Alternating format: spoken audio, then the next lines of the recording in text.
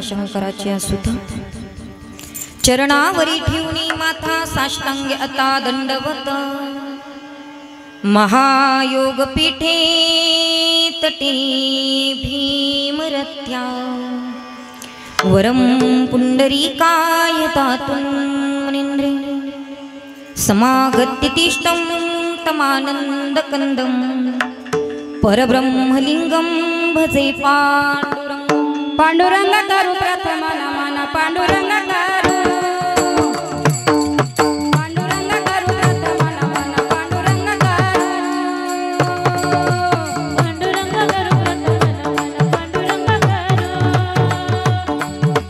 पांडुरंग करू प्रथम नमन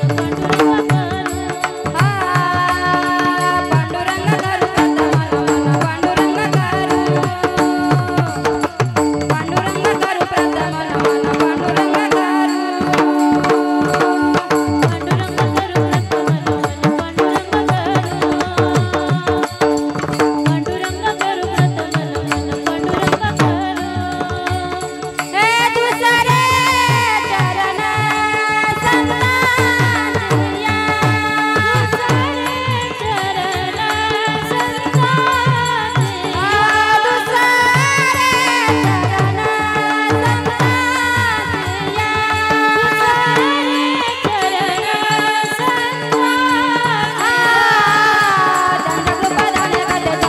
नमन पांडुरंग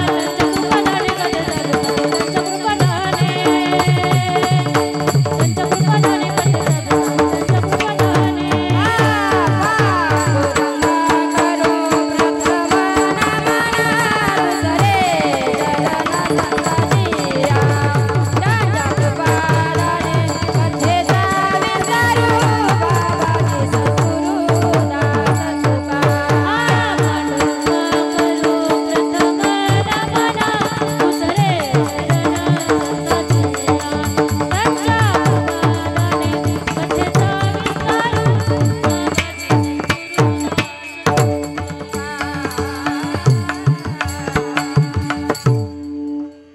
पांडुरंग करू प्रथम नमन दुसरे चरण संतांची त्यांच्या कृपादाने कथेचा विस्तारू बाबाजी सद्गुरु दास तुका जयांचे केलिया स्मरण होय सकळ विद्येचे अधिकरण तेची वंदू श्री चरण स्त्री गुरूंचे ते नमस्कारुनी आता ओम नमो ज्ञानेश्वरा करुणा करा दयाळा तुमचा अनुग्रह लादलो पावन झालो चराचर ओम नमो जियाद्या वेद प्रतिपाद्या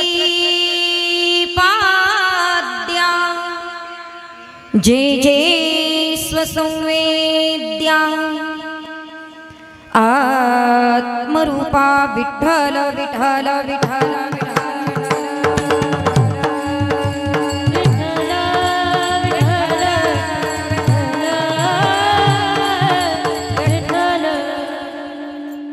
देव जाणता देव जाणता देव जाणता देव जाणता आपुलिया सत्ता एकाएकी देव चतुर जानोनी अंतर वर्ततसे प्रस्तुत प्राप्त प्रसंगी कीर्तन रूपी सेवेकरिता निवडलेला अभंग महान भागवत भक्त संत सम्राट विश्ववंद्य महाराष्ट्र भूषण जगद्गुरु जगद्वंदनीय श्री संत तुकोबाराय यांचा अत्यंत महत्त्वाचा बहुतेकांच्या परिचित असणारा ओळखीचा असणारा साधा आणि सोपा फक्त 3 चरणाचा पण तो देव कसा आहे हे सांगणारा अभंग आज या ठिकाणी अखंड हरिनाम सप्ताहाच्या 4थ्या दिवसाच्या सेवेकरिता निवडलेला आहे। विठ्ठल विठ्ठल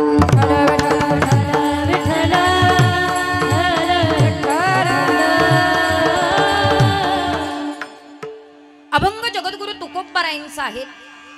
तुकोबाराय आजच्या या अभंगामध्ये तो देव कसा आहे सांगतायत आहे का?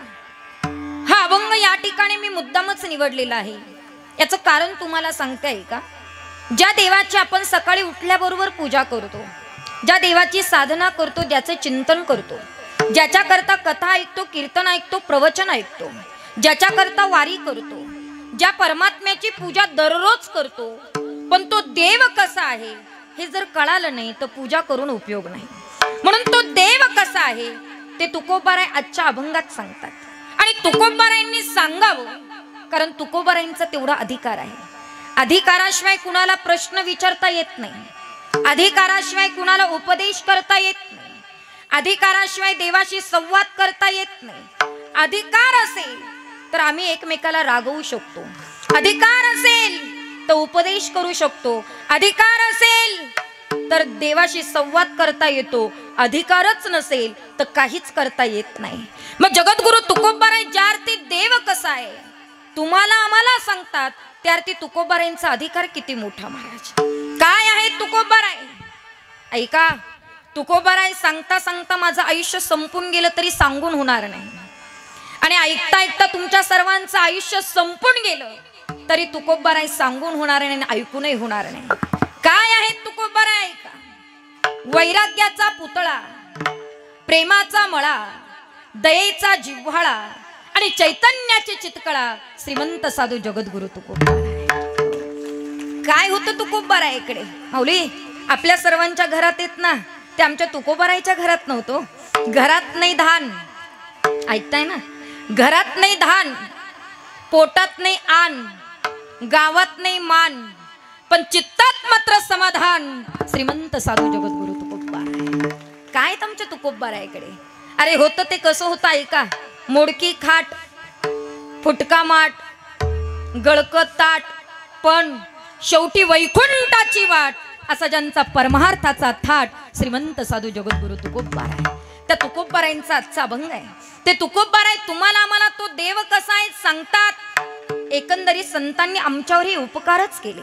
देव कसा आहे सांगून आमच्यावर उपकार केले. संतांनी आम्हाला संत समजून सांगितले, संतांनी आम्हाला देव समजून सांगितला, संतांनी जगावं कसं सांगितलं, संतांनी वागावं कसं सांगितलं, संतांनी मरावं कसं सांगितलं. एकंदरीत संतांचे आमच्यावरही उपकारच आहे. कारण संतांनी जे दिलंय त्या जगात कोणी देऊ शकत नाही महाराज, अजिबात नाही. कारण सांगताय का, सरकारने दिलेलं पुरत नाही.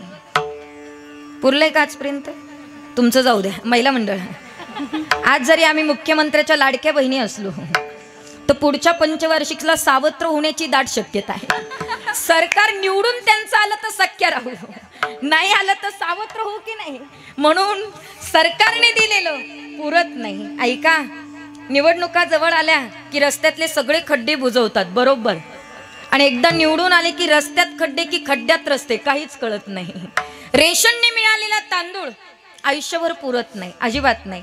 म्हणून सरकारने दिलेलं पुरत नाही, माय बापाने दिलेलं उरत नाही, समुद्र कुणाला भरत नाही, सत्य कुणाला डरत नाही, जीव परमार्थ करत नाही, आणि एवढं सांगूनही तुमच्या डोक्यात शिरत नाही. काय शिरलंय आमच्या डोक्यात महाराज? लोक आम्हाला सांगतात, ताई 40 वर्ष पठ्याने कीर्तन ऐकली. हा काही सांगायचा विषय का हो?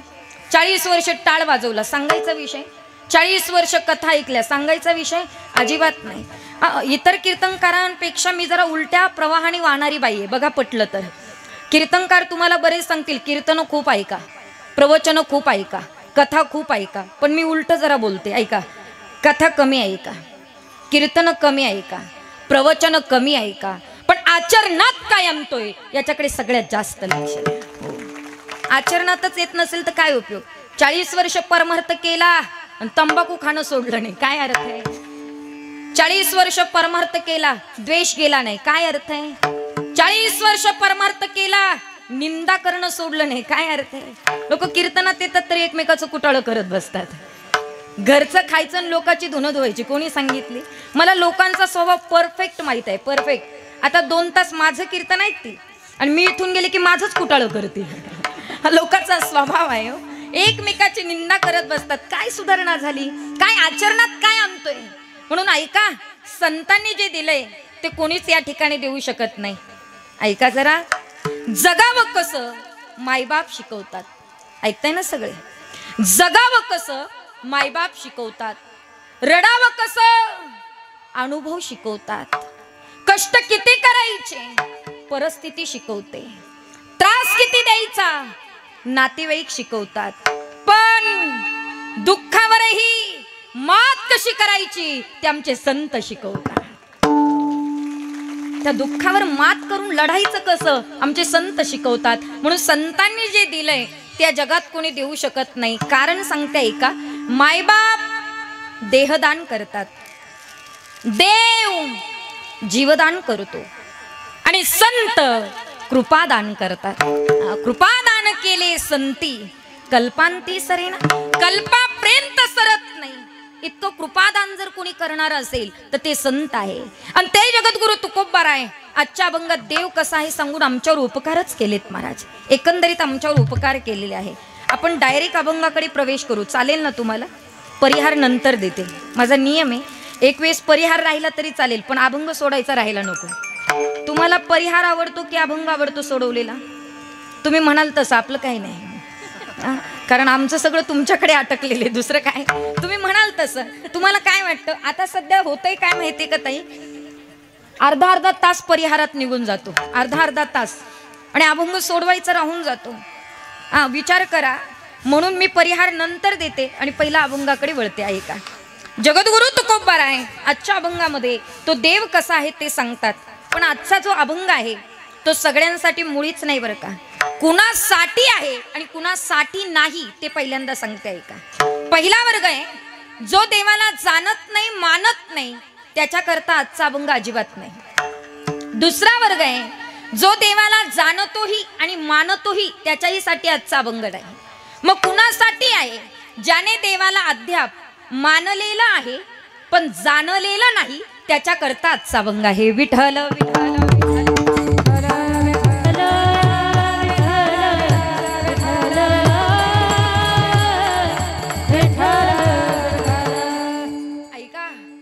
पहिला वर्ग मी तुम्हाला सांगितला. जो देवाला जाणत नाही मानत नाही त्याला महाराज अजिबात सांगत नाही. आणि जो देवाला जाणत नाही मानत नाही त्याला महाराज नास्तिक म्हणतात. नास्तिक, नास्तिकाची व्याख्या आहे बरं. नास्तिक कुणाला म्हणायचं आहे का?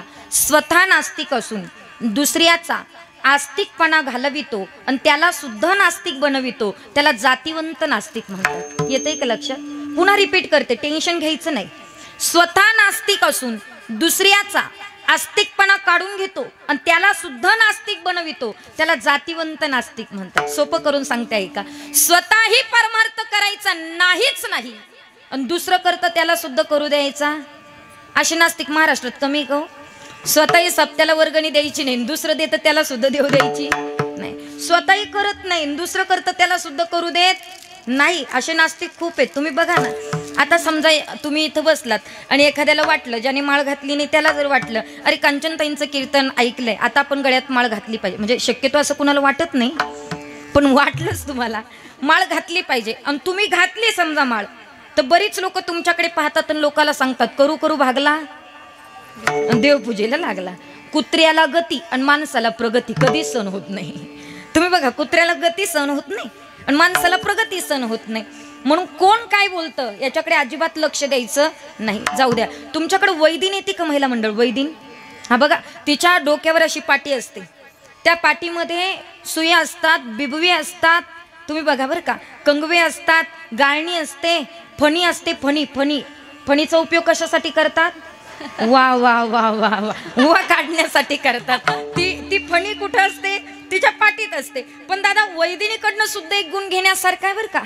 ज्याच्याकडनं आपल्याला गुण मिळाला ना ताई, आपले ते गुरु झाले. कारण जो ज्याचा मी घेतला गुण तो गुरु केला मी जाण, गुरुसी आले अपारपण जग संपूर्ण गुरु दिसे.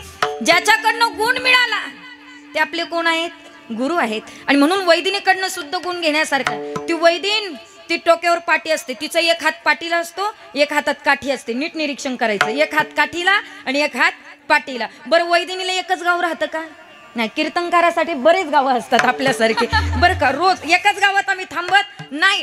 ती वैदिन सुद्धा एका गावात धंदा करायला कधी जात नाही. ती वैदिन काय करते? पाटी घेते आणि गावामध्ये प्रवेश करते. तिथून एंट्री केली गावात की अख्ख्या गावातले कुत्रे तिच्यावर भुंकतात. कोणावर? वैदिनीवर. पण वैदिन एका सुद्धा कुत्र्याला हाड म्हणत नाही, एकाला सुद्धा हाड म्हणत नाही. ती काठी हलवते पुढे चालते. का बरं? तिला माहितीये अख्ख्या गावातले कुत्रे जर हुसकत बसले तर माझा धंदा पुरा व्हायचा नाही. धंदा पुरा करायचा असेल तर पुढे हत्तीसारखं चाललं पाहिजे. परमार्थ करायचा असेल तर हत्तीसारखा परमार्थ करा. मागे कोण काय म्हणतंय याच्याकडे लक्ष देऊ नका हो. मागे काय झाले पाहू नका. पुढे जामीन आहे. तुकोबाराय म्हणतात मी जामीनदार आहे. पुढे चालत राहा पण मागे पाहू नका. नास्तिकाचं कामच आहे. स्वतःही करत नाही दुसरं करतं त्याला सुद्धा करू देत नाही. जाऊ द्या. तुम्ही कधी माशी पाहिली का हो? माशी असं हो नाही काहीतरी म्हणा ना. तुम्ही मला म्हणले असते तर नाशिकवरून पाठीवर आणल्या असते माशा. तुम्ही असं हो नाही काहीतरी बोलत चला बघू बरं. अगदी पुतळ्यासारखे अजिबात बसायचं नाही. काही काहींचे तोंड पाहिले ना असं वाटतं अख्ख्या जगाचं दुःख नाही यालाच आहे काय. असे तोंड सोडून बसतात. आता काय सांगू तुम्हाला, इतके तोंड. तुम्ही पाहणं काहींचे चेहरे पाहिले ना दादा, दुपारी वाटतं 12च वाजलेले, संध्याकाळी पाहिलं तरी 12च वाजलेले. तुम्ही बघा ते हसत नाही बोलत नाही. मग आपल्यातून प्रेतात काय फरक आहे? काय फरक आहे खरं सांगा. थोडं हसलं बोललं पाहिजे की नाही माणसाने. पण इतके तोंड सोडून बसतात आणि काही काही इतके तोंड सोडतात आणि नेमके पुढे येऊन बसतात. आणि त्यांचे तोंड मी पाहिले का मलाही वाटतं जीव द्यावा का काय. कुठून आबुदी आली याच्या पुढे कीर्तनाला उभी राहिली. म्हणून जरा फ्रेश बसा, फ्रेश आनंदी बसा, सावधान बसा, आनंदी बसा. किती टवटवी असली पाहिजे चेहऱ्यावर सांगू तुम्हाला. ऐका जरा किती टवटवी असावी आपल्या चेहऱ्यावर. एक वेळेला वीर भगतसिंग दंड बैठका काढत होते. दुसऱ्या दिवशी फासावर जायचं होतं. वीर भगतसिंगांना माहित होतं मला फासावर जायचंय, तरी सुद्धा दंड बैठका काढत होते. एक शिपाई भगतसिंगांकडे आला. भगतसिंगांना म्हणू लागला, भगतसिंग उद्या तुम्ही युद्धाला नाही जाणार, उद्या तुम्ही फासावर जाणार आहात, का दंड बैठका काढतात? भगतसिंग म्हणले, अरे फासावर जायचंय म्हणून दंड बैठका काढतो. कारण अरे ऐक, मी लहान होतो ना, माझी आई देवपूजेला बसायची. ती देवपूजेला बसली की मला फुलं आणायला सांगायची. मी फुल बागेत जायचो आणि जशी असेल तशी फुलं घेऊन यायचो, आईच्या हातात द्यायचो. आई काय करायची ऐका ना, ज्या फुलाचा घाणेरडा वास असेल ते फुल फेकून द्यायची, जे सुकलेलं आहे ते फुल फेकून द्यायची, जे सडलेलं आहे ते फुल फेकून द्यायची. पण जे फुल अगदी सुगंधित आहे, जे फुल अगदी टवटवीत दिसतंय ते फुल उचलायची आणि देवाच्या चरणापाशी व्हायची. मी दंड बैठका याच्याच करता काढतोय की मी मरता मरता इतका टवटवीत दिसावा की या धरणी मातेनं माझा स्वीकार करावा आणि देवाच्या चरणापाशी मला जागा मिळावी, म्हणून मी दंड बैठका काढतोय. महाराज वीर भगतसिंगांना मरता मरता सुद्धा टवटवीत दिसावं वाटलं. आता तुम्ही सगळे मरता मरता कसे दिसाल मी काही पाहायला येणार नाही. पण माझं एवढंच म्हणणं आहे, 2 तास तरी टवटवीत बसा. बसाल ना, आनंदी बसाल ना तुम्ही, अगदी खुश बसायचं. अगदी मी तुम्हाला बोर करणार नाही, अजिबात नाही, फक्त आनंदी बसा. जाऊ द्या, कुठपर्यंत आलो होतो आपण? शाबास. ज्यांनी उत्तर दिले ना दादा, ज्यांनी उत्तर दिले तेवढेच जिवंत आहे, बाकी सगळे गेले. ऐका कुठपर्यंत आलो होतो आपण? माशीपर्यंत आलो होतो. ऐका, एक असा पुढारी होता दादा. पुढारी तुमच्याकडे आहे का? पुढारी आहे ना? हां, पुढारी होता आणि चांगला जेवायला बसला बरं का. पुढारी जेवायला चांगला 100 किलोचा होता. किती? अजिबात एकमेकाकडे पाहायचं नाही बरं का. तुम्हाला खोटं नाही सांगत, वजन वाढायला सुद्धा समाधानच पाहिजे गड्या. जळक्या माणसाचं कधीच वजन वाढत नाही, कधीच नाही. वजन वाढायला काय पाहिजे? काय पाहिजे? समाधान. ते चांगलं किती किलोचं होतं? 100 किलोचं. 100 किलोचा पुढारी जेवायला बसला दादा. आता पुढाऱ्याच्या जेवणात आणि आपल्या जेवणात खूप फरक आहे.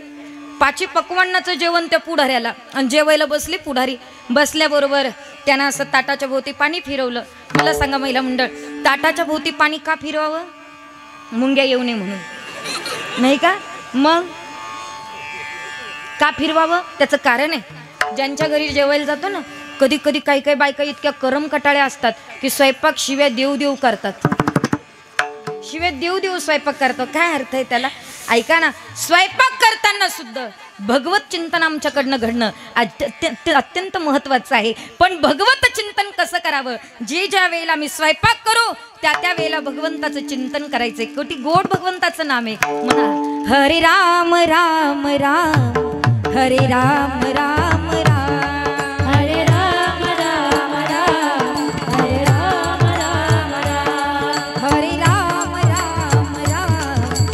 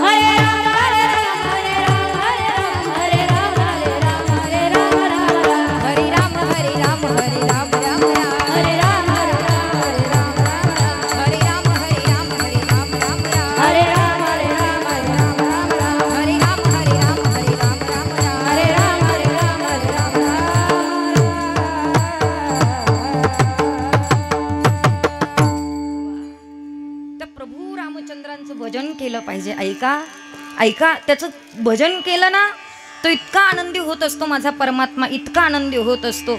म्हणून दर वेळेला आपण त्या परमेश्वराचं चिंतन करणं गरजेचं आहे हो. कारण ज्याच्या नगरीत राहतो ना ती नगरी त्याची, त्याच्या नगरीत राहतो आणि माझ्या प्रभूंचं चिंतन करणं गरजेचं आहे. आणि मला वाटतं गेल्या वर्षीपासून भारतामध्ये सगळं आनंदाचं वातावरण नाही का. हाच तो जानेवारी महिना महाराज, त्या दिवसाची आपण वाट पाहत होतो, ती म्हणजे 22 जानेवारी. तोच जानेवारी महिना आणि त्याच जानेवारी महिन्यामध्ये माझ्या प्रभूंना मंदिर मिळालं. इतक्या दिवसापासून त्या मंदिरापासून दूर असताना माझ्या देवाला ते मंदिर मिळालं. म्हणून एक गजर त्याच्याकरता माझ्या पाठीमागे सर्वांनी गजर करायचं. जय श्रीराम, जय श्रीराम. ऐका, त्या प्रभूचं चिंतन केलं पाहिजे. महिला मंडळ, मला सांगायचं एवढंच आहे, कोणतंही काम करा, कामामध्ये काम, काही म्हणा राम राम, कामात काम करा, पण त्या भगवंताचं चिंतन करा. म्हणून ऐका, कुठपर्यंत आलो होतो आपण? हा, स्वयंपाक स्वयंपाक, शाबास शाबास. ऐका ऐका ऐका, काही काही हुशार आहेत बुवा, काही माशीपर्यंत गेले, काही पुढाऱ्यापर्यंत गेले, पण मी इथपर्यंत आले होते की स्वयंपाक बनवताना देवाचं चिंतन घेऊन स्वयंपाक बनवलं पाहिजे. आणि म्हणून आपण सर्वांनी भजन केलं. आणि मग मात्र ज्याच्या घरी जातो ना महाराज, तो कसा स्वयंपाक बनवतो आपल्याला खरंच माहीत नसतं. आपल्या मनातले संकल्प विकल्प त्याच्यामध्ये उतरत असतात, आपले दोष त्याच्यामध्ये उतरत असतात. आणि जेव्हा आपण जेवायला बसतो त्यातले सगळे दोष आपल्यामध्ये येत असतात, उतरत असतात. आणि म्हणून ताटाच्या भोवती पाणी फिरवलं की त्या अन्नातले दोष निघून जातात आणि त्या अन्नाचं रूपांतर प्रसादात होतं. आहारशास्त्र सांगते प्रसाद असतो प्रसन्नता. ते वातावरण प्रसन्न व्हावं, त्याचं रूपांतर प्रसादात व्हावं म्हणून ताटाच्या भोवती काय फिरवावं? पाणी फिरवावं. कोणी फिरवलं पाणी? पुढाऱ्याने. शाबास. आपल्या डोक्यात फक्त पुढारीच आहे दादा, ऐका, जाऊ द्या. त्याने ताटाच्या भोवती पाणी फिरवलं आणि फिरवल्याच्या नंतर सगळं जेवण आटोपलं. असं म्हणतात की जेवणाच्या शेवटी स्वीट्स खावं म्हणून ताटाच्या शेजारी वाटी होती आणि वाटीमध्ये गुलाबजाम होते. आता आपल्या नशिबात नसली गुलाबजाम तर गुळाचा खडा तरी खावा, तो पचनासाठी उत्तम असतो बरं का. म्हणून गुळाचा खडा तरी खाल्ला पाहिजे. पण त्यानं अशी वाटी उचलली, त्यातला असा गुलाबजाम उचलला आणि तोंडात टाकायला आ केला. गुलाबजाम तोंडात टाकणार तेवढ्यात एक माशी बनबन करत आली आणि गुलाबजामच्या आधीच आतमध्ये गेली. आता आतमध्ये गेल्यावर दादा त्या माशीनं जरा एखाद्या ठिकाणी कोपऱ्याला बसावं की नाही. त्याचं गोडाऊन बरंच मोठं होतं ना, 100 किलोचं म्हणलं. पोट काय कमी असेल का? तिनं एखाद्या कोपऱ्याला बसायचं की नाही? अजिबात नाही. माशी आत गेली, हे बाहेर गेलं आणि याने डबडब केली, उलटी करून टाकली. माशीचा स्वभाव आहे स्वतःही पचत नाही आणि खाल्लेलं सुद्धा पचू देत नाही. तुका म्हणे अन्न जिरो नेदी माशी, आपुलिया इसे संसर्गे. महाराज म्हणतात, तुकोबाराय म्हणतात, माशीचा स्वभाव आहे स्वतःही पचत नाही आणि खाल्लेलं सुद्धा पचू देत नाही. तसा नास्तिकाचा स्वभाव आहे, स्वतःही परमार्थ करत नाही आणि दुसरं करतं त्याला सुद्धा करू देत नाही. जाऊ द्या. दोघं नवरा बायको होते आणि दोघांची ॲनिव्हर्सरी माहिती आहे का तुम्हाला? हा, म्हणजे काय? लग्नाचा वाढदिवस. मला विशेष वाटतं बघ, कुत्र्या मांजरासारखे आयुष्यभर भांडतात आणि त्यांची ॲनिव्हर्सरी काय काय किती किती भांडतात हो. असं एक नवरा बायको नाही का त्यांचे भांडणं होत नाही. किती भांडतात आणि त्यांची ॲनिव्हर्सरी. कुठून आणले फॅड कुणास ठाऊक दादा. पण मला कधी कधी असं वाटतं, हे आपण पाश्चात्य धर्मसंस्कृती आपल्या देशात आणली. बड्डे आणलेत, ॲनिव्हर्सरी आलीत, केक आणतो, महाराज खात नाही, त्याच्यामध्ये तोंड बुडवतो. मला वाटतं एखाद्या गरीबाला ते दिलं तर पुण्य मिळेल ना. आणि माझं एवढंच म्हणणं आहे, आता आणू नये ॲनिव्हर्सरी तुम्ही आणली, आणू नये बड्डे तुम्ही आणला, माझी एवढीच इच्छा आहे. कशासाठी मित्रांना पार्ट्या देतात, कशासाठी मैत्रिणी जेव घालतात, नातेवाईकांना कशाला जेव घालतात? एक काम करा, एखादा वाढदिवस साजरा करायचा असेल तर एखाद्या अनाथ आश्रमात करा, 100% तुम्हाला पुण्य मिळेल.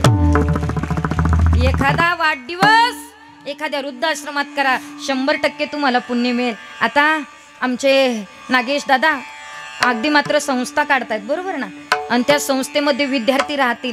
मग एक काम करायचं, आपले मुलं सुद्धा तिथं टाकायचे आणि आपल्यातला कोणाचाही वाढदिवस त्यांच्याकडे साजरा करायचा आणि एक पंगत द्यायची, 100% तुम्हाला पुण्य मिळेल, 100%. काय मित्रांना काय मैत्रिणींना जेव घालतात तुम्ही, किती चांगलं जेव घाला, त्या नावच ठेवणार, दुसरं काहीच करणार नाही. म्हणून नाही, एखादा वाढदिवस आपल्या अशा ठिकाणी करावा. जाऊ द्या, दोघा नवरा बायकोची ॲनिव्हर्सरी होती आणि तेवढ्यात मात्र नवऱ्यानं तिला विचारलं, तुला आज काय मागायचं ना मागून घे, आज मी फार खुश आहे, तुला द्यायला तयार आहे, तू माग पटकन काय मागायचं. महिला मंडळ, समजा तुमच्या नवऱ्याने तुम्हाला असा प्रश्न विचारला असता तर तुम्ही काय काय मागितलं असतं? तुम्ही म्हणा ना ताई, काय काय नाही मागितलं असतं ते सांगा आम्हाला, सगळं मागून घेतलं असतं. पण त्या नवऱ्यानं त्या बायकोला विचारलं, ए बघ तुला काय लागतं ना आज मागून घे, मी द्यायला तयार आहे, बोल तुला काय पाहिजे.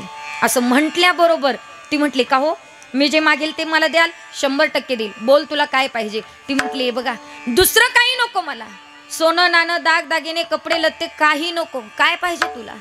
माझी एकच इच्छा आहे हो, लग्न झाल्यापासून पाहते तुम्ही कधी परमार्थ केला नाही हो, माझी एकच इच्छा आहे, गावात सप्ताह बसलाय, एक तरी तुम्ही कीर्तन ऐकावं, याच्या पलीकडे मला काही नको. काय पत्नी धार्मिक असेल, उद्या जाऊन म्हणा तुम्ही, कारण एकेकीचे नवरे सुद्धा नाही ना महाराज इथं, तुमची केवढी संख्या, निदान बरोबरी तरी आणत चला ना, निदान जोडीनं यायला पाहिजे की नाही. नको तिथं जोडी आणतात आणि इथं जोडी नको का? काही काही बाया टिपऱ्या जोडीनं खेळतात, मग इथं नाही का आणायला पाहिजे? विचार करण्यासारखी गोष्ट आहे. पण ऐका, आणि तिनं असं मागितलं, आणि खरं सांगू दादा, तो कधीच कोणाचं ऐकत नाही, पण तिचं ऐकल्याशिवाय काय, खरं बोलतात राहू तुम्ही. जाऊ द्या जाऊ द्या जाऊ द्या, टेन्शन घेऊ नका बरं का.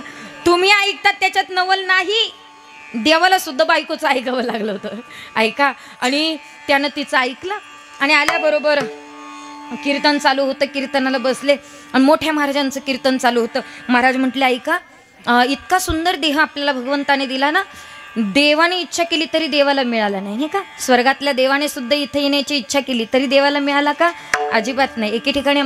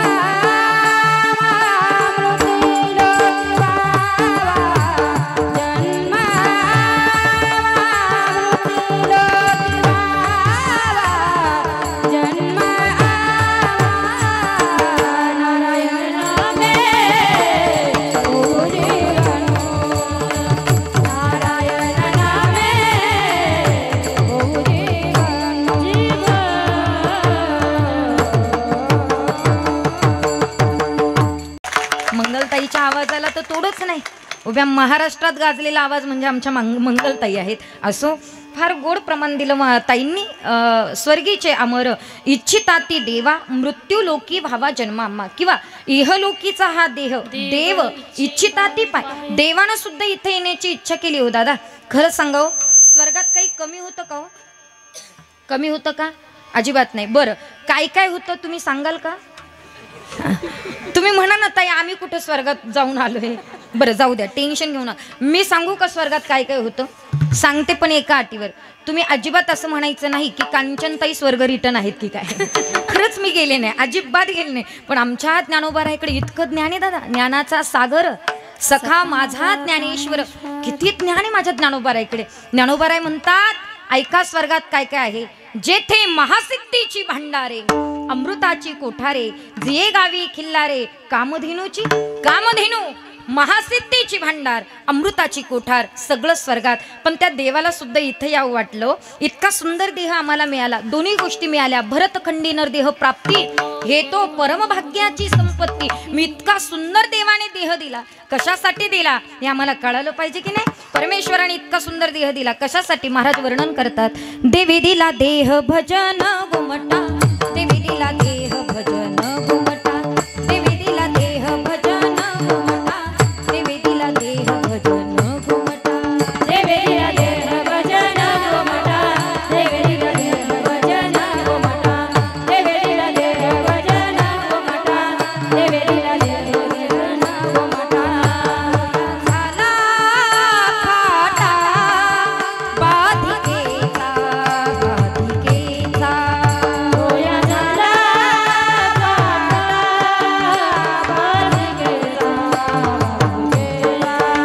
तोया झाला फाटा बाधिकेचा, बाधिकेचा तोया झाला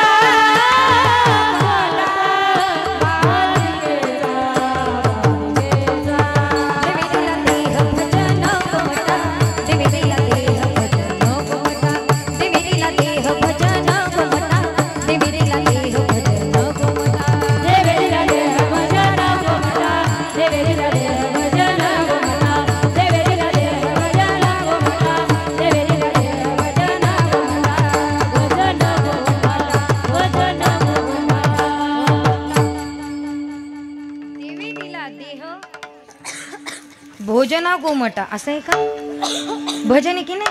तरी काही काही लोक दिवसातनं 4 टाइम भोजन करतात पण भजन करत नाही. पण कशासाठी दिला, भजनासाठी दिला असं महाराज सांगत होते बरं का. आणि ते बायकोचं ऐकून कीर्तनाला येऊन बसलेलं. महाराज म्हणले, अरे इतका सुंदर देह मिळाला, गळ्यात माळ घालावी, कपाळाला गंध लावा, एकदा तरी पंढरपूरची वारी करावी, एकदा तरी चंद्रभागेत स्नान करावं असं महाराज सांगत होते. आणि त्यानं ते सगळं ऐकलं आणि त्याला असं वाटलं जेवढं महाराजांनी सांगितलं तेवढं केलंच पाहिजे. आणि घरी गेलं, घरी गेल्याच्या नंतर ऐकलं, आवर पटकन आवर, मला पंढरपूरला जायचंय. ही म्हणली, उभ्या आयुष्यात कधी देऊन आणली नाही, पंढरपूरला पण जायचं म्हणतंय ना, जातंय ना, जाऊ द्या, याला थांबू नका. निघालं पंढरपूरला, सगळं गाठोडं विठोडं पॅक केलं महाराज आणि निघालं. आणि निघाल्याबरोबर पत्नीनं सांगितले, भाऊ चालले ना पंढरपूरला, मग माझ्या पांडुरंगाला माझा जय हरी सांगा बरं का. आता ऐका बरं का, ज्याचं जाणं होत नाही पंढरपूरला त्यानं निष्ठावान वारकऱ्याकडे निरोप द्यायचा राहतो. पण आता प्रश्न असा आहे, निष्ठावान म्हणावं कुणाला, कोणाला म्हणायचं. ऐका, जो रथाच्या पाठीमागे पुढे भजन करत चालतो, जो विसाव्याचे अभंग म्हणतो, नाटाचे अभंग म्हणतो, काकडा भजन करतो, सतत हरिपाठ करतो, सतत भजन करत चालतो, त्याला वारकरी म्हणा. आणि जो रथाच्या पुढे 10 किलोमीटर आधीच जाऊन बसतो आणि नुसता भरतो, त्याला भरेकरी म्हणा. भरेकरी वेगळा आणि वारकरी वेगळा. आपलं नाही जाणं झालं ना, वारकऱ्याकडे निरोप द्यायचा असतो, पांडुरंगाला जय हरी सांगा बरं का. आता ऐका. आणि तेवढ्यात तो निघाला. ती म्हणली, बघा चाललात ना पंढरपूरला, माझा जय हरी सांगा. हे निघालं, बस स्टँडवर गेलं आणि बसची वाट पाहू लागलं. नेमकी त्या दिवशी अर्धा तास बस उशिरा होती म्हणून बाकड्यावर बसलं. बसल्याबरोबर एक जातीवंत नास्तिक येऊन त्याला भेटला. बरं असे नको तिथं भेटत राहता. आपल्याला वाटलं ना सकाळी उठल्या उठल्या याचं तोंड पाहुणे 100% त्याचंच तोंड दिसतं. एखादं स्थळ जमवायला निघालं ना आणि वाटलं ना याचं तोंड दिसून ते मांजरीसारखं आडवं जातं, ते सोडत नाही आपल्याला. म्हणून तुम्ही पाहशे नास्तिक नको तिथं भेट. ते नास्तिक त्याला भेटलं आणि त्याला विचार, कुठं निघालात? हे म्हणलं पंढरपूर. अरे कोणी सांगितलं? ते म्हणलं रात्री मोठ्या महाराजांचं कीर्तन होतं, महाराज म्हटले पंढरपूरला गेलं पाहिजे, गळ्यात माळ घातली पाहिजे, कपाळाला गंध लावला पाहिजे, चंद्रभागेत स्नान केलं पाहिजे. ते म्हणलं कोणी सांगितलं? ते म्हणलं मोठ्या महाराजांनी सांगितलं. ते नास्तिक म्हणलं, अरे महाराज मंडळीचे सांगायचे धंदे आपण एका कानाने ऐकायचं आणि दुसऱ्या कानानं, तसं करू नका बरं का तुम्ही, अजिबात नका. फार अंतःकरणपूर्वक बोलते ऐका. पण ते म्हणलं, अरे पण महाराजांनी सांगितलं. अरे एवढ्या लांब आंघोळीला चालला, तिथंही पाणी इथंही पाणी, तिथं आंघोळ केली काही नाही, इथं सारखीच. आणि याला ते पटलं, हे निघालो कुठं? पंढरपूर नाही, घरी. तेवढ्यात बायकोने पाहिलं त्याला आणि ते म्हणलं, अहो गेले होते ना तुम्ही, गेले होते. हे म्हणलं कुठं? ती म्हणली वारी. हे म्हणलं बरं आहे घरीच, काय करायची वारी? हे कशामुळे घडलं? आस्तिकाला नास्तिक भेटल्यामुळे. आणि त्या नास्तिकाचं सध्या असं मत आहे, स्टँडर्ड नास्तिक त्यांचं असं मत आहे, जे डोळ्याने दिसतं तेच असतं आणि जे डोळ्यानं दिसत नाही ते राहत नाही. पण कितीतरी गोष्टी अशा आहे ज्या डोळ्याने दिसतात पण असत नाही, आणि कितीतरी गोष्टी अशा आहे ज्या असतात पण दिसत नाही. आता ऐका, जे डोळ्यानं दिसतं पण असत नाही असं काय आहे? तुम्ही कधी मृगजळ बघितलं का? मृगजळ नाही का? जाऊ द्या, उन्हाच्या झळाया त्यालाच मृगजळ म्हणतात, दुसरं काही नाही. ते मृगजळ ते म्हणजे उन्हाच्या झळाया. मला 2-4 जण मुंबईकडचे स्टँडर्ड होते, शिकलेले होते, आणि ते तिकडनं आले. असं रस्त्याला ते मृगजळ त्यांनी पाहिलं, डांबरी सडकावर बघितलं आणि त्यांना ते फार आवडलं. म्हणून ते 4-5 जण मुंबईचे गाडीतनं उतरले दादा, पाटीत मृगजळ भरलं आणि घरी घेऊन गेले. असं होईल का? तरी काही काही पट्टे हाच म्हणतात. कसं काय हा म्हणता तुम्ही? तुम्ही पहा ना, ते मृगजळ आहे, ते डोळ्याने दिसतं पण असत नाही. 2 डोंगर आहे, एका डोंगरावर मृगजळ आहे, एका डोंगरावर नाही. म्हणून एक डोंगर ओला आणि दुसरा डोंगर कोरडा असं होईल का? नाही. ते दिसतं पण असत नाही. मग काय असं आहे जे असतं पण दिसत नाही? ऐका, तिळात तेल आहे, फुलात सुगंध आहे, लाकडात अग्नी आहे, उसात गोडी आहे, दुधात तूप आहे. पण कधी तिळातलं तेल वाटून पहा, कळाल्याशिवाय राहणार नाही. फुलातला सुगंध नाकापाशी घेऊन पहा, कळाल्याशिवाय राहणार नाही. लाकडातला अग्नी लाकडावर लाकूड घासून पहा, कळाल्याशिवाय राहणार नाही. उसातली गोडी पाहून नाही, खाऊन पहा, कळाल्याशिवाय राहणार नाही. आणि दुधातलं तूप सहज कळत नाही. ज्ञानोबा म्हणतात त्याला मंथुनी नवनीता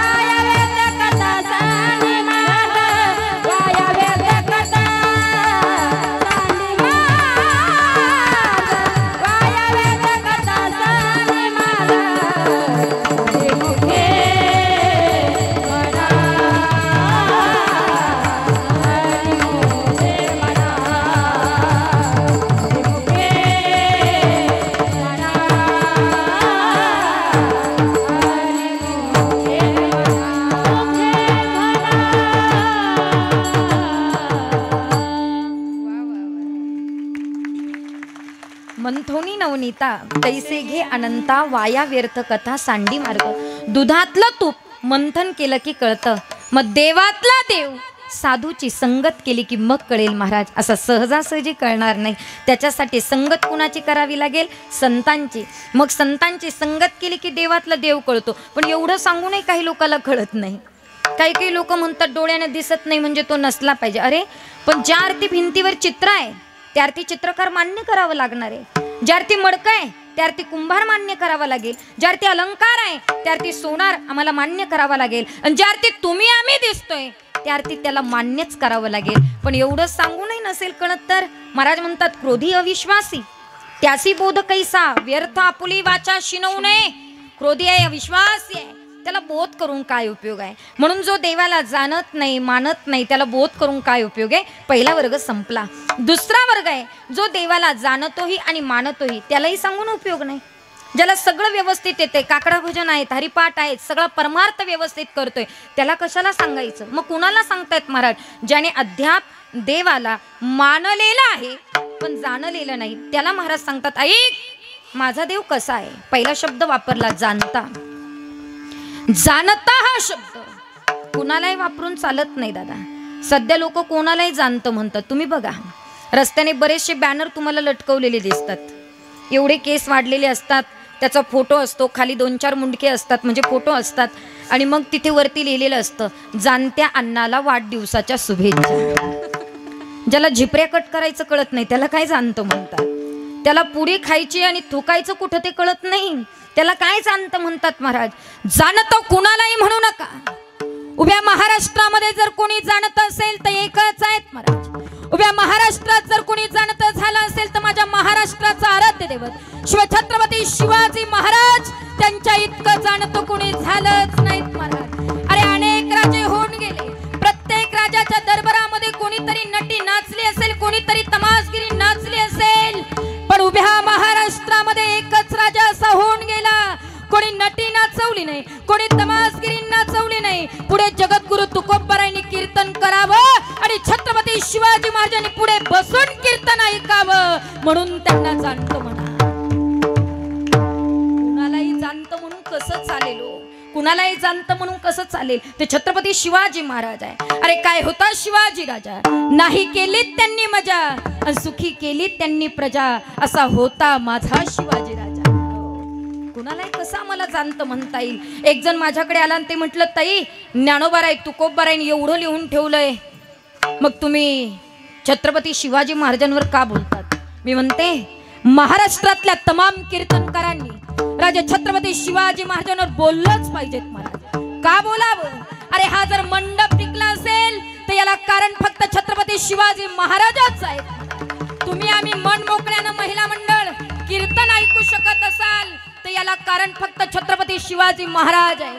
मंदिरावर जर कळस वाचलं असेल तर याला कारण फक्त छत्रपती शिवाजी महाराज आहे. अरे नसते माझे राजे तर तुम्हाला आम्हाला गोल टोप्या घालून नमाज पाडावा लागला असता महाराज. माझे राजे म्हणून मन मोकळ्यानं आम्ही कीर्तन करू शकतो. म्हणून महाराष्ट्रातल्या तमाम कीर्तनकारांनी छत्रपती शिवाजी महाराजांवर बोललं पाहिजे, कारण माझ्या राजासारखा पुन्हा राजा होऊ शकत नाही. उगवला तारा तुम्ही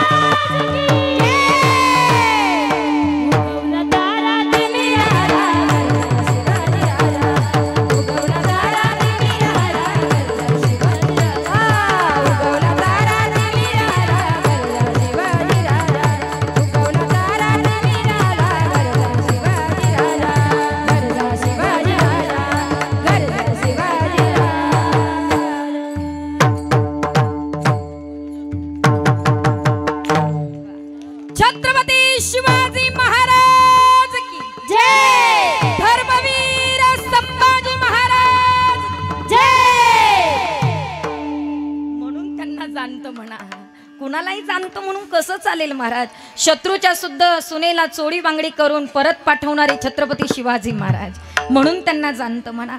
आणि मग महाराष्ट्रामध्ये फक्त एकच जाणता, ते म्हणजे छत्रपती शिवाजी महाराज. आणि उभ्या विश्वामध्ये जर कोणी जाणतं असेल ना महाराज, तर उभ्या विश्वाचा मालक, उभ्या विश्वात जर कोणी जाणतं असेल तर माझ्या विश्वाचा मालक, पंढरीचा मालक, पांडुरंग भगवान परमात्मा, त्याच्या इतकं जाणतं उभ्या विश्वात दुसरं कोणीच नाही, अजिबात नाही. तू किती जाणत आहे, किती जाणत आहे, तू किती जाणत आहे हे सांगता सांगतायत ना महाराज. इथे पहाटे 4 वाजले तरी माझं सांगून होणार नाही आणि सांगून तुम्हाला कळणार नाही तो किती जाणताय, माझा देव किती जाणताय.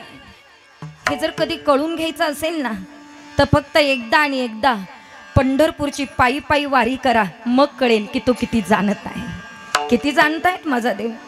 खरं सांगू पुरुष मंडळी, तुम्ही रिटायर होईपर्यंत आहे ना, रिटायर होईपर्यंत तुमचा डबा तुमच्या ताब्यात, तुम्हाला चहा वेळेवर, तुम्हाला पाणी वेळेवर, तुम्हाला सगळं वेळेवर.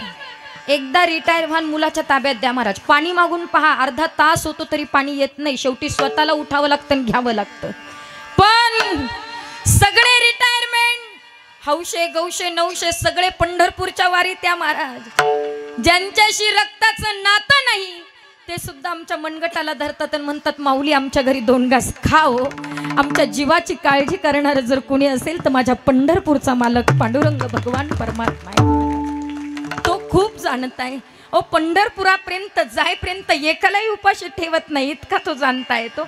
एकाला सुद्धा नाही, कोण कोणत्या निमित्ताने तर काही माहीत नाही, पण पंढरपुरापर्यंत जायपर्यंत नाही उपाशी ठेवत महाराज, अजिबात नाही. एकाने मला विचारलं होतं की ताई तुम्ही पंढरपूरला एवढ्या लांब पायी पायी चालत जातात, कारण विश्वगुरु निवृत्तीनाथांचा प्रवास जरा लांबचा आहे.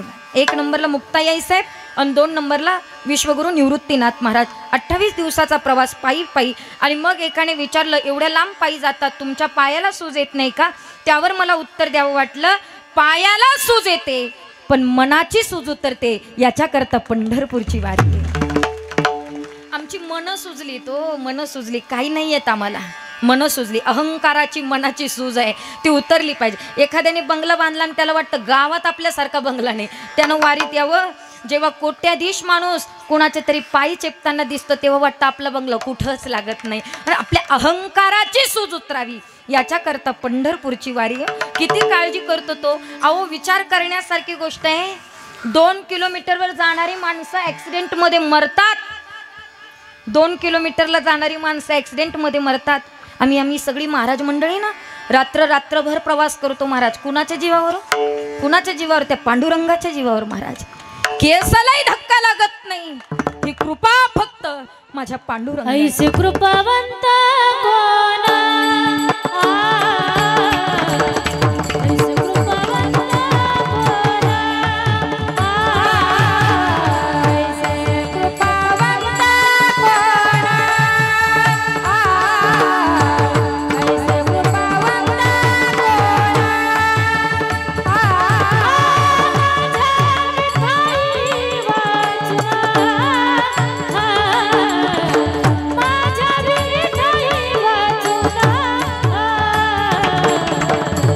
ऐसे कृपावंत कोण?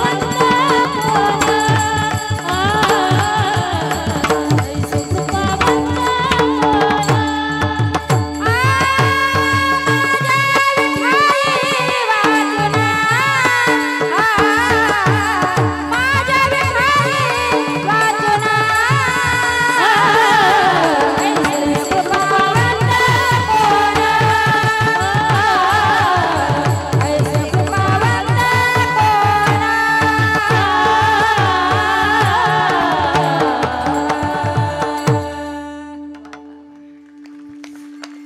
ऐसे कृपावंत कोण? माझ्या विठाई वाचून, त्याच्या वाचून कृपा आमच्यावर कुणाची नाहीत महाराज. ऐका, लोक फार स्वार्थी आहेत राणीताई, खूप स्वार्थी. आपण जोपर्यंत पोचत नाही ना तोपर्यंत 1000 फोन येतात, ताई कुठपर्यंत आल्या, ताई कुठपर्यंत. एकदा पाकिट आणि नारळ हातात दिलं का ताई घाटात गेल्या का कुणीकडे गेल्या, काही घेणं नाही. खरंच नाही हो, काय स्वार्थी लोक. आता खरं सांगते तुम्हाला, ऐका ताई, अख्खा कोरोनाचा कालावधी गेला, बघितलं आपण, अख्खा कोरोना गेला. 2 वर्ष बरं का, कोरोना 2 वर्ष कालावधी गेला. आमचे काही कलाकार, काही मंडळी, काही संस्था सोडून दिल्या तो आळंदीतून. इतकी गरीब परिस्थिती होती काही महाराज मंडळीची.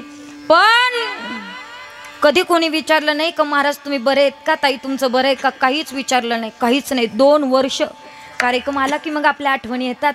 पण कार्यक्रम नसलात की कोणी आठवण काढत नाही. कोरोनात कोणी विचारलं नाही की ताई तब्येत बरी आहे का. पण एक सांगू, तुम्ही काळजी केली नाही त्याच्याशी काही गरज नाही आम्हाला, अजिबात नाही.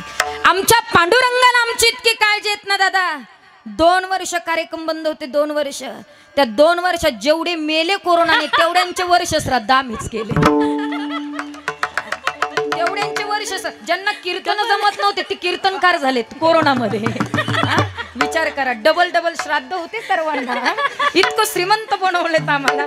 त्याच्यामुळे आमच्या पाठीमागे पांडुरंगाचा हात, आम्हाला कोणाला घाबरायची गरज नाही. तुम्हाला जाणतं जर कोणी ओळखायचं असेल तो जाणताय, त्याच्या एवढं जाणतं कोणीच नाही, अजिबात नाही. आणि तुम्हाला सांगू, त्याच्या एकट्याची सत्ता संपूर्ण विश्वावर चालते, संपूर्ण विश्व. तुम्ही बघा, सध्या महाराष्ट्रात मुख्यमंत्री निवडायचा म्हटला तरी 2 उपमुख्यमंत्री निवडावे लागतात. काय विशेष आहे दादा. गेल्या वेळेस तर कोण गुवाहाटीत तर कोण कुठं, कोणाचा काय भरोसा. पण ऐका ना, एक खातं प्रत्येक मंत्र्याला द्यावं लागतं. पण उभ्या विश्वाचं खातं फक्त एकाच मंत्र्याकडे आहे. एकटा सत्ता चालवतो, एकटा. त्याच्याशिवाय कोणी सत्ता चालवणार नाही. ज्ञानोबाराय म्हणतात, म्या बोलविल्या वेदू बोले, म्या चालविल्या सूर्य चाले, म्या हलविल्या प्राण हले, जे जगाते चालित संपूर्ण जगाला चालवणारा तो आहे. तुझी या सत्तेने वेदासी बोलणे, सूर्यासी चालणे तुझी आवडे. सूर्य चालतो कोणाच्या बळावर? त्याच्या. समजा सूर्य जर आपल्या ताब्यात असताना, लोक इतके डेंजर आहे, जोपर्यंत झोपा होत नाही तोपर्यंत लावून धरला असता. पण उगवणे आपल्या हातात नाही आणि माळवणे नाही. चाले हे शरीर कुणाचे सत्ते, कोण बोलवितो हरिले ना वृक्षाचे पाने हले, ज्याची सत्ता संपूर्ण जगावर सत्ता चालवणारा सत्ताधीश फक्त तो आहे. म्हणून तो जाणत आहे. किती जाणताय? महाराज अभंगाच्या प्रथम चरणामध्ये, देव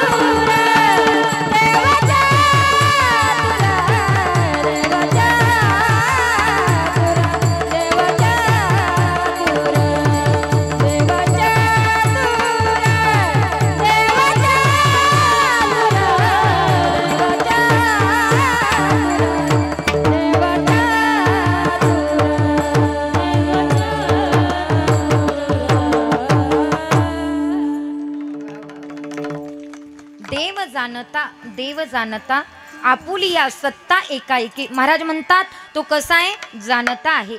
किती जाणताय? एकट्याची सत्ता संपूर्ण विश्वावर चालते इतका तो जाणताय. महाराज नुसता जाणता नाही तो चतुरही आहे. किती चतुर आहे ऐका ना. आपल्या अंतःकरणातलं ओळखतो इतका तो चतुर आहे. आता तुम्ही सगळे इथं बसलात ना, तुमच्यापैकी कोण किती कपटी हे मला सुद्धा सांगता येईल. म्हणजे मला सुद्धा कधी कधी माणसं ओळखता येतात बरं का. हां, म्हणजे कोण चांगलं आहे कोण वाईट आहे मी इथं बसून सांगू शकते. मी तुम्हाला ओळखू शकते, पण तुम्ही असं अजिबात समजू नका कांचनताई भगत बिगत आहे की काय, म्हणजे तसलं काही मला जमत नाही. फक्त मनात काय चाललं, कधी कधी माणूस सहज ओळखतं ना. तुम्ही बघा ना, काही काही माणसं गालातली गालात हसतात, ती कपटी असतात, ती मोकळी हसत नाही. आणि जी मोकळी असतात ती मन मोकळी असतात.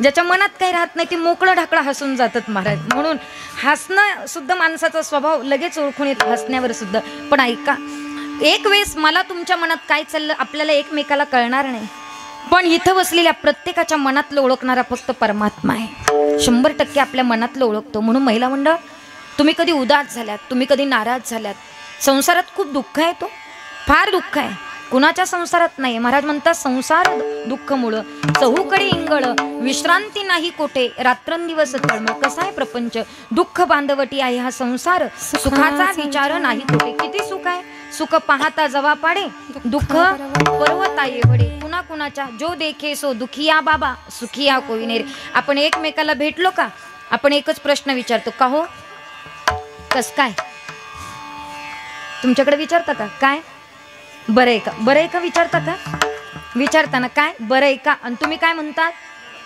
बरं आहे. खरंच बरं आहे का हो तुम्ही सगळे, खरं सांगायचं मला, तुम्ही मी आपण कोणी बरं नाही म्हणायला बरे, पण खरं आहे की आपण बरे नाही आहे, अजिबात नाही. सगळेजण दुःखी आहे.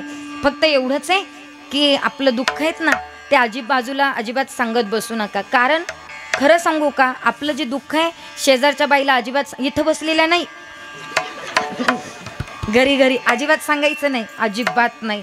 मैत्रिणीला सुद्धा चुकून सांगायचं नाही, मित्रांना सुद्धा आपलं दुःख कधी सांगायचं नाही, अजिबात नाही. जावांना सुद्धा सांगायचं नाही. जावा जावा ज्याने नाव ठेवलं त्याच्या दररोज पाया पडावा. तुम्ही पाहा ना, जावा जावा कधीच एकत्र न यावा, म्हणून जावा जावा.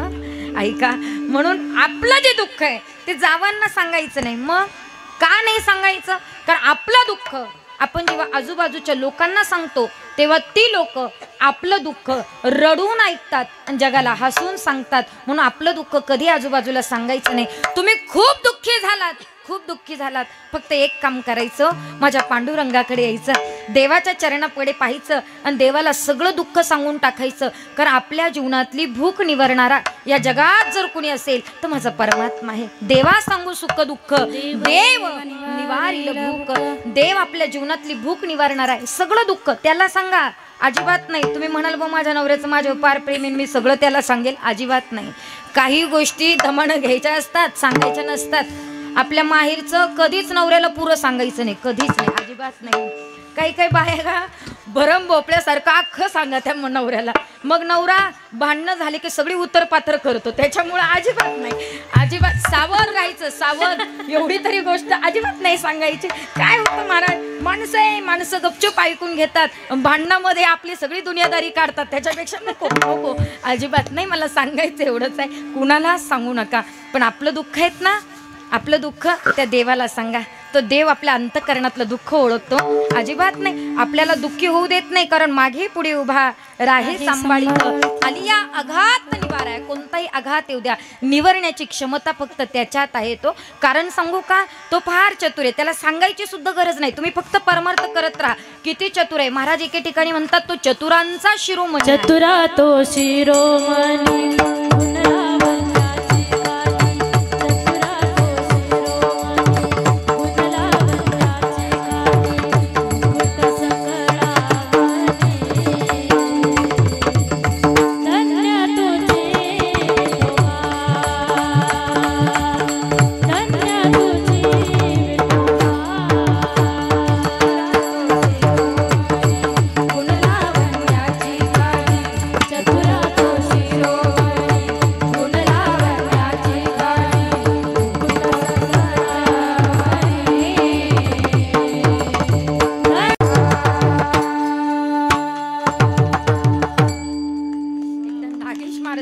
टाळी, जोरात कडकडून टाळी. हा, असे एवढे मोठे कलाकार या बुलढाणा जिल्ह्याला मिळाले, केवढं तुमचं भाग्य आहे हो, केवढं मोठं भाग्य आहे. किती गोड वाजवतात. ऐका, कारण कीर्तन रंगवायचं की पाडायचं जेवढं तुमच्या हातात आहे तेवढं कोणाच्याच हातात नाही. पण तुम्ही जसं जसं बघतोय आम्ही तसं तसं रंग आणण्याचा प्रयत्न करतात. आणि कलाकारांनी रंग भरण्याचं काम करायचं असतं. असं खूप गोड वाजवलं महाराजांनी. महाराज म्हणतात चतुरांचा तो शिरोमणी आहे, गुण लावण्याची त्याच्याकडे खान आहे. मग इतका चतुर आहे तरी लोक त्याच्याही पुढे चतुराई करतात. तो इतकी चतुर आहे. तुम्ही बघा, तुम्ही कधी बिडी पाहिली का हो? बिडी नाही बघितली का? हा, बघितलेली असू द्या, ओढण्याचा प्रयत्न करू नका. हा, अहो तुम्ही सगळेजण नाही म्हटल्यानंतर मला आश्चर्य वाटलं, तुमचा जिल्हा काही निर्व्यसनी आहेत की काय. बिडी बिडी दादा, एक जण बिडी ओढत आलं, बिडी, आणि ओढत आल्याच्या नंतर मारुतीकडं पाहिलं. आता त्याला विचार केला, व सगळ्यांसमोर बिडी ओढायला काही वाटत नाही, देवासमोर कशी काय ओढायचे, म्हणून मारुतीला लाजला. निदान जनाची नाही तर मनाची तरी पाहिजे. काही काही लोकांना नाहीच राहिलो. काही काही लोक आमच्याकडे इथं येतात, कीर्तन संपल्यावर ताई काढ द्या अशी करता, आणि तोंडामध्ये तंबाखून मग म्हणता काढ द्या. आता याला कसं काय काढ द्यायचं, कुठे कसं काय वागायचं हे खरंच कोणाला कळत नाही. पण ते बिडी ओढत आलं दादा, ओढत आलं, मारुतीकडे पाहिलं, लाजलं, आणि लाजल्याबरोबर बिडी अशी मागं लपवली आणि पुढं चाललं. खरं सांगायचं, ज्याने एवढी बॉडी बनवली त्याला मागं लपवलेली बिडी दिसणार नाही का? कोणाला फसवता तुम्ही? अख्ख्या जगाला फसवलं तरी चालेल, पण देवाला कधी फसवण्याचा प्रयत्न करू नका. अख्ख्या जगाशी खोटं बोललात तरी चालेल, देवाशी कधी खोटं बोलण्याचा प्रयत्न करू नका. कारण तो काही साधा नाहीये, तो चतुर आहे. किती चतुर आहे, अंतरंगातलं ओळखतो इतका चतुर महाराज अभंगाच्या दुसऱ्याच्या. देव चतुर देव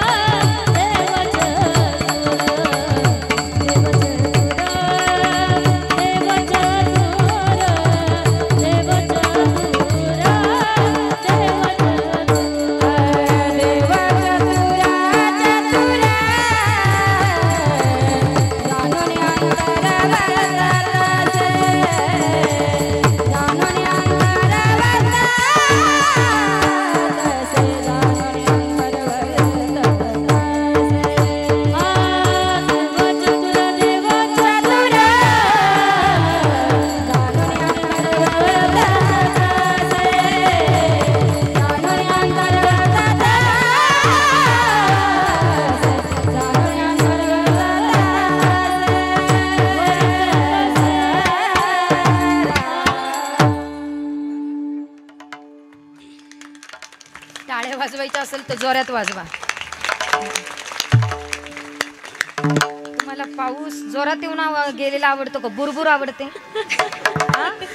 जोरात. मग तुमच्या बुरबुरी सारख्या टाळ्या आम्हाला कसं काय आवडतील? ऐका, टाळी सुद्धा जोरात गोड गायल्यात आमच्या मंगलताई. देव चतुर जाणोनी अंतर वर्तत असे. अंतर्मनातलं ओळखतो तो इतका चतुर आहे. नुसता जाणता नाही, नुसता चतुर नाही, तर तुमच्या आमच्यापेक्षा खूप वेगळा आहे. पण तो सहज कळणार नाही. त्याच्यासाठी कर्म तुम्हाला चांगले करावे लागेल, त्याच्यासाठी परमार्थ करावा लागेल. कर्म जर चांगलं करायचं असेल तर एकच काम करा, हिंदू धर्माचं पालन करा, म्हणजे कर्म चांगलं होतील. नाही का? आपण आपल्या धर्माचं पालन केलं पाहिजे. मग हिंदू धर्माचं पालन आपण इथं करणं गरजेचं आहे. ज्याला त्याला त्याच्या त्याच्या धर्माबद्दल अभिमान आहे दादा. अरे एवढ्याशा मुसलमानापासून तर वृद्ध मुसलमानापर्यंत शुक्रवारी नमाज पठण करायची वेळ झाली तर ते भंगारच्या दुकानात असू द्या, केळीच्या गाडीवर असू द्या, ते नमाज पठण करायला जातात. महाराज एवढंसं पोरगं सुद्धा, कारण त्यांच्या धर्माबद्दल त्यांना अभिमान आहे. मग तुम्हा हिंदूंना आपल्या धर्माबद्दल अभिमान असायला पाहिजे की नसायला पाहिजे? असायला पाहिजे. पण आपण फक्त बोंबलतोय, गर्व से कहो हम हिंदू है. गोठ्यात गाय राहिली नाही, घरात माय राहिली नाही, आणि देव घरात ज्ञानेश्वरी राहिली नाही, कशाला हिंदू म्हणायचं? अरे स्वतःला हिंदू म्हणायचं असेल तर गोठ्यातली गाय, घरातली माय आणि देव घरातली ज्ञानेश्वरी आम्ही सांभाळली पाहिजे, तर स्वतःला हिंदू म्हणण्याचा अधिकार आहे. अन्यथा नाही. आम्ही आमच्या धर्माचं पालन केलं पाहिजे. 100% आम्ही आमच्या धर्माचं पालन करायला पाहिजे. पण सध्या आम्ही आमचा धर्म पाळतोय का हो? सध्या आम्ही फार स्टँडर्ड झालोय. तुम्ही बघा ना, काष्टी पत्तळवरची बाई साडीवर आली, आम्ही मान्य केलं आम्ही. पण साडीवरची बाई पंजाबीवर आली, तेही मान्य केलं. जाऊ द्या, घालू द्या पंजाबी ड्रेस, काही प्रॉब्लेम नाही. पण पंजाबीवरच्या बाईनं ओढणीच ठेवली नाही, कसं मान्य करायचं? कसं मान्य करायचं? लग्न झालेल्या बायका सुद्धा बिना ओढणीच्या फिरायला लागल्या, कसं मान्य करायचं? जरा मुस्लिम धर्माच्या बायकांकडे पहा, पायाच्या नखापासून तर डोक्यापर्यंत पूर्ण झाकलेले असतात. अरे नका तसं, पण निदान भारतीय संस्कृतीचा आम्ही पाळली पाहिजे ना. काय घालावं काय घालू नये आम्हाला कळालं पाहिजे. पण या सोशल मीडियामुळे अख्ख्या आमच्या हिंदू धर्माचं वाटोळं झालेत महाराज. सध्या आमच्या तरुण मुली व्हिडिओ काढायला लागल्या, इंस्टावर आहेत, फेसबुकला आहेत, व्हॉट्सॲपला आहेत. बघा 2-2 वाजता रात्री ऑनलाईन दिसतात. आईचं कर्तव्य नाही तू कोणाशी बोलते विचारायचं? काय आईबापाची बदनामी करायला आपला जन्म झालात का? विचार करण्यासारखी गोष्ट आहे. तुम्ही बघा ना, आमच्या मुली इंस्टावर आहेत, व्हिडिओ काढतात, आणि मग इकडे पाठ दाखव, इकडे पोट दाखवून मग तिचे व्हिडिओ, आणि मग मात्र त्या ठिकाणी व्हिडिओ काढते, व्हिडिओ जातात इंस्टावर, आणि तिची आई इतर नातेवाईकाला सांगते, बघा माझ्या मुलीचे व्हिडिओ बघा, किती व्ह्यूज आहे, किती लाईक्स आहे. अरे लाज वाटली पाहिजे. आपल्या मुलीचे व्हिडिओ आपण लोकांना दाखवतोय, आणि मुलींना सुद्धा लाजा वाटल्या पाहिजे. आपण काय करतोय? जरा धर्माचं पालन करा. माझं बोलणं तुम्हाला जरा कठीण वाटेल, पण सध्या बोलण्याची गरज आहे. सध्या बोलण्याची गरज आहे. अरे काय कपडे घालतोय आम्ही? स्वतःच्या अंतःकरणाला लाज वाटत नाही आपल्याला? काही विचार करण्यासारखी गोष्ट आहे. कोणते कपडे घाला? अरे मुलांकडे बघा, मुलांच्या नखापासून गळ्यापर्यंत पूर्ण झाकलेले असतात, आणि मग म्हणतो बलात्काराचे प्रकरण का वाढत चालले? आमचे जर कपडे शॉर्ट व्हायला लागले तर बलात्कार वाढतीलच ना. मग आम्ही जागं व्हायला नको? आम्ही आमच्या धर्माचं पालन करायला नको? आम्ही आमची हिंदू धर्म संस्कृती पाळली पाहिजे. अरे कधीतरी आम्ही टीव्हीवर बघितलं पाहिजे, पण काय पाहावं हे आम्हाला कळत नाही. नाटकं पाहून अख्ख्या आयुष्याचं नाटक केलंय तुम्ही, दुसरं काहीच नाही. काय बघितलं पाहिजे? कधीतरी राजमाता जिजाऊ मासाहेब पहा, कधीतरी सिंधुताई सपकाळ पहा, कधीतरी अहिल्यादेवी होळकर पहा, कधीतरी सखूबाई पहा, जनाबाई पहा, मीराबाई पहा, मुक्ताबाई पहा. अरे काय घाणेरडं नाटकं पाहून अख्ख्या प्रपंचाचं वाटोळं करायचं आपण? कधीतरी चांगलं पाहिलं पाहिजे, त्यांचे कपडे पाहिले पाहिजे, आमची धर्म संस्कृती आम्ही आमच्या मुलांना शिकवली पाहिजे. दर शुक्रवारी ते जर नमाज पठण करायला जात असेल तर हिंदुत्वाला या ठिकाणी बसलेल्या सर्व हिंदू धर्मातल्या मुलांना माझी एकच विनंती आहे, आपण एकच काम करा. ते जर दर शुक्रवारी नमाज पठण करायला जातात तर सर्व हिंदूंनी एकत्र या. आठवड्यातनं शनिवारी का होईना हनुमान चालीसा म्हटली पाहिजे. हे आमच्या हिंदू धर्माचं, आमच्या धर्माचं पालन करा. एकत्र आलं पाहिजे आम्ही. आता नको एकमेकाचे तंगडे ओढणं सोडून द्या, जातीपातीचं राजकारण करणं सोडून द्या. या राजकारण्यांनी आपल्या आपल्यात वाद लावून दिलेत महाराज. कधी होते वाद जातीमध्ये? विचार करण्यासारखी गोष्ट आहे.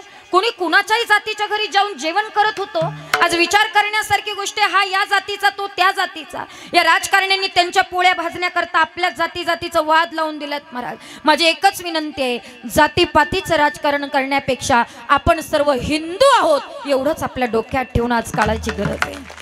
म्हणून जाता जाता भगवतीच्या चरणी एकच प्रार्थना आहे, हे भगवान तेरी अदालत अदालत में हमारी जमानत रखना। हे भगवान, तेरी अदालत में हमारी जमानत रखना। मैं रहो या ना रहो, मेरा हिंदू धर्म सही सलामत रखना। आम्ही टिकलो तरी आणि नाही टिकलो तरी आपण आपल्या धर्माचं पालन केलं पाहिजे। महिला मंडळ, सकाळी उठल्याबरोबर मुलाला पसायदान म्हणायला शिकवा, मुलांवर चांगले संस्कार करा। तुमच्या डोक्यात एकच आहे, मुलगा डॉक्टर झाला पाहिजे, इंजिनियर झाला पाहिजे, पण त्याला संस्कारच नसेल तर तुम्हाला वृद्धाश्रमात राहावं लागेल। राहायचं नसेल तर पहिले संस्कार आणि मग शालेय शिक्षण। म्हणून संस्कार लावणं आज काळाची गरज आहे। हिंदू धर्माचं पालन करा। गोड आयुष्य आम्हाला मिळालंय तो, आणि म्हणून तुम्हाला सांगते, एक काम करा, त्या भगवंताला आपण जाणून घेणं गरजेचं आहे। त्याच्यासाठी कर्म चांगलं करावं लागेल। मग माझा परमात्मा कसा आहे, महाराज म्हणतात तो जाणत आहे। किती जाणत आहे? एकट्याची सत्ता चालते। किती चतुर आहे? अंतरंगातलं ओळखतो, आणि आपल्या तुमच्यापेक्षा तो वेगळा आहे, तो निराळा आहे। किती निराळा आहे तो, आमच्यामध्ये भेदभाव करत नाही। कधी कधी तुम्ही पहा, काही काही पुरुष मंडळी म्हणतात आम्हाला बाईचं कीर्तन चालत नाही, पण तिथे स्त्री जा, पुरुष जा। महाराज म्हणतात, यारे यारे लहान थोर, याती भलती नारी नर, सकळासी येथे आहे अधिकार, सर्वांना अधिकार आहे। मग माझ्या पांडुरंगाच्या दारात कोणी जा, म्हणून तो वेगळा आहे। म्हणून देव निराळा अलिप्त विटळा, तुका म्हणे तुकोबार आहे म्हणतात। तो निराळा आहे, तो जाणत आहे, तो चतुर आहे। त्याला जाणून घ्यायचं असेल तर बसल्या बसल्या फक्त एकच काम करा, हाताने टाळी वाजवा आणि मुखाने भजन म्हणा, विठोबा